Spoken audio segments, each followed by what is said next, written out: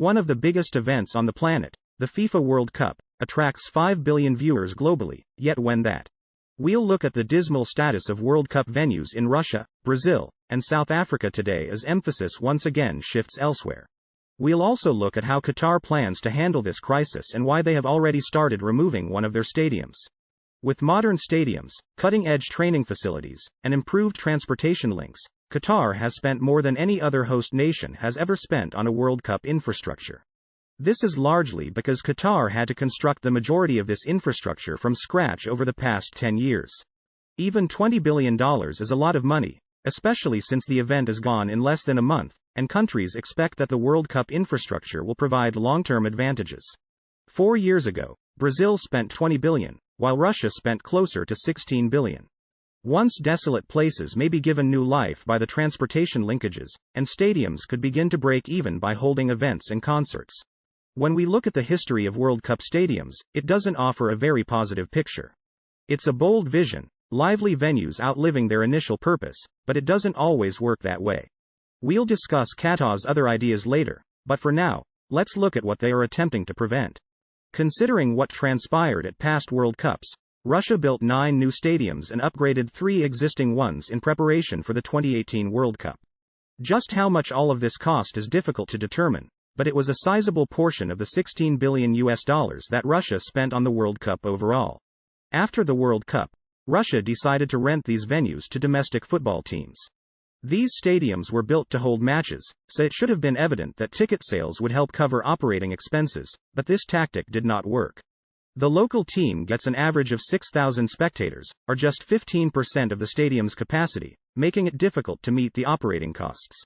Most Russian teams struggle to sell even half the tickets to games at the Fisht Olympic Stadium in Sochi. Taxpayers are paying for stadiums that are losing money. The bill is expensive, unnecessary, cumbersome, and has been referred to as a white elephant. When the Kaliningrad Stadium started to turn into a swamp a year after the World Cup, it cost about $1 million to rescue it. From a financial standpoint, it would have been better to just let the stadium collapse. Only one of Russia's 9 brand new stadiums has a prosperous afterlife. In addition to holding football games, concerts, car exhibitions, and fashion events, Kazan Arena has been transformed into a multi-purpose facility and is furnished with restaurants and bars and hotel rooms.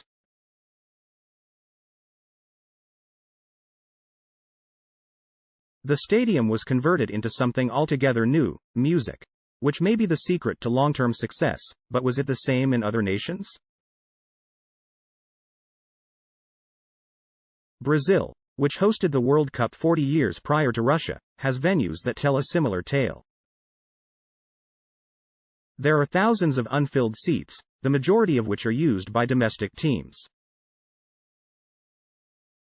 Brazil is a passionate football nation, but its stadiums are simply too big to fill. The most striking example is the Arena da Amazônia in the outlying city of Manaus. It is designed to hold 40,000 people, but the home team only draws crowds of up to 1,000. As a result, it loses money at an alarming rate of more than $200,000 per month.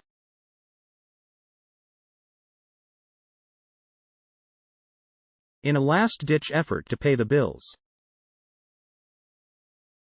the Estadio Nacional, a different World Cup venue, has recently served as a bus shelter, while the arena, when we consider that some of these stadiums only hosted 4 World Cup matches, Das Duna's attempt to generate revenue by organizing weddings and kids' parties seems even worse.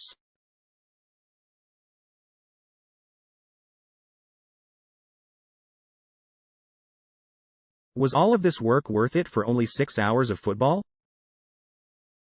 Brazilian taxpayers disagree, believing that 1/4 of the population lives in poverty, and would rather see their money used in other areas rather than on losing stadiums.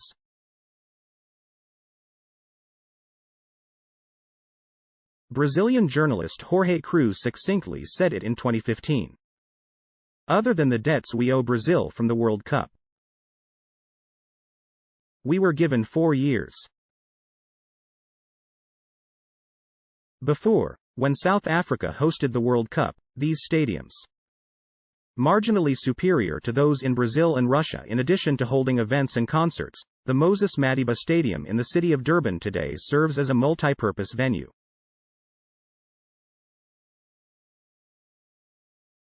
Visitors can take a skycar up to the top of the Central Arch and even go bungee jumping while there. Not all of South Africa's stadiums are successful. There have even been suggestions to tear down the 65,000-seat Cape Town Stadium since it has never made a profit.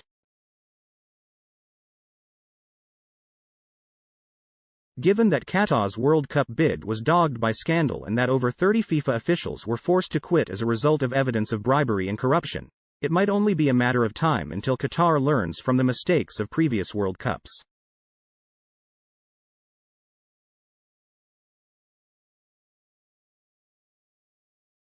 When Amnesty International exposed major abuse of migrant workers in 2013, many of these individuals received poor salaries or no wages at all and were compelled to labor in dangerous physical circumstances. Things only became worse.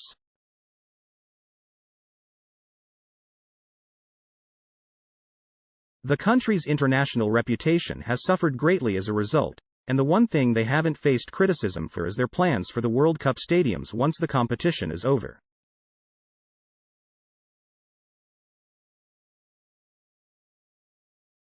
What preparations will Qatar make for the World Cup?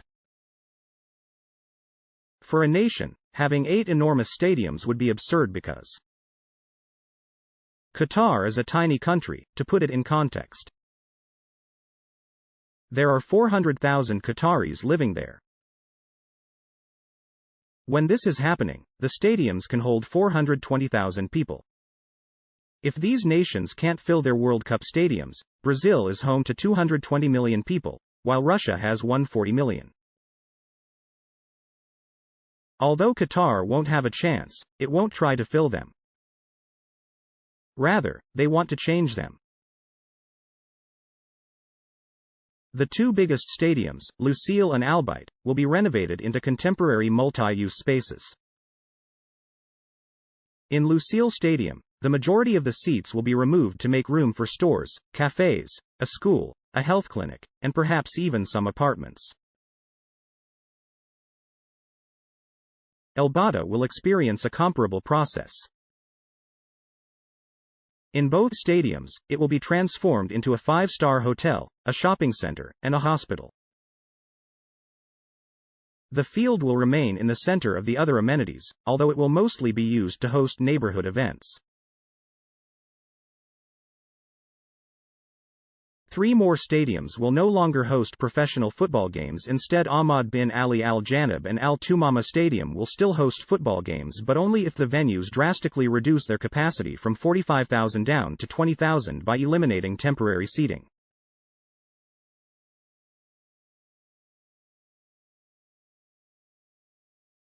This tactic was also employed in Russia, where temporary stands were crammed at the conclusion of the Ekaterinburg Stadium Qatar Prom in order to offer the temporary seating to other nations seeking to upgrade their athletic infrastructure.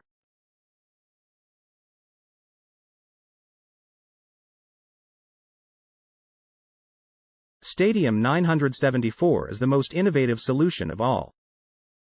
It is a completely temporary venue and the first of its kind in World Cup history. It was built using 974 recycled shipping containers and can be fully dismantled and rebuilt again somewhere else. The downsized 20,000-seater stadiums will likely struggle to reach capacity because the Qatari Football League sometimes only draws crowds as small as a couple hundred people.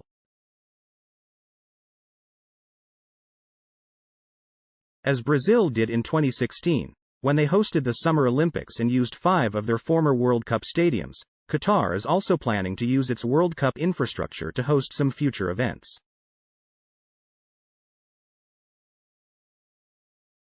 However, after the Olympics were over, the situation remained largely unchanged.